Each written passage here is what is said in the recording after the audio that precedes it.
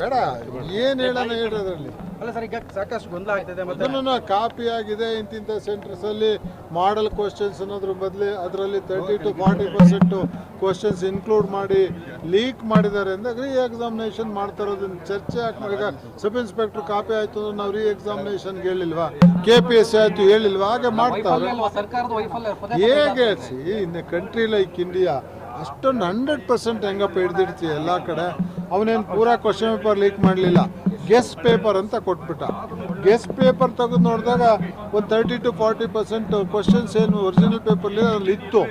May be guess ಮಾಡಿರ್ಬೋದು ಅವನು, ಯಾರೋ ಆ ಲೆವೆಲ್ನವನು. ಹೆಂಗೆ ಹೇಳೋಕ್ಕಾಗುತ್ತೆ ನಾವು ಲೀಕ್ ಆಗಿದೆ ಅಂತ ಅನ್ಸಿದ್ರಿಂದ. ಅದು ನಾನೊಂದು ಮಾತು ಹೇಳ್ತೀನಿ, ಹರೀಶ್ ಗೌಡ್ರು ಇದ್ದಾಗ ಸ್ವಲ್ಪ CET 4 ಪತ್ರಿಕೆನ ಒಂದೇ ದಿವಸ ಮಾಡೋಕ್ಕೆ ತೀರ್ಮಾನ ಮಾಡಿದೆ. ನಾನು ಟೀಕೆ ಮಾಡಿದ್ದೆ.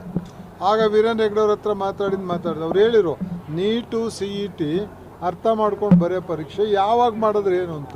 ನಿಜವಾಗಿ ವಿದ್ಯೆ ಅರ್ಥ ಆಗಿದ್ರಿ ಎಷ್ಟು ಸರಿ ಮಾಡಿರಿ ಅಂದ್ರಿ ಪರೀಕ್ಷೆಗೆ ಮಾಡಿ ಕುಂಡ್ರಿಸಿ ಕೋಚಿಂಗ್ ಕೊಟ್ಟು ಕ್ವಶನ್ ಪೇಪರ್ 10 ಸರಿ ಮಾಡಿಸ್ತವ್ರಿಗೆ ನೀಟ್ ಕಷ್ಟ ಅನಿಸುತ್ತೆ.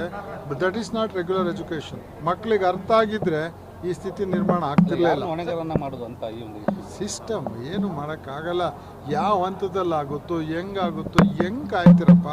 ಸುಮ್ಮನೆ ಯಾರನ್ನ ಟೀಕೆ ಮಾಡೋದು ಸುಲಭ, ಮಾಡೋದು ಬಲ್ಕ.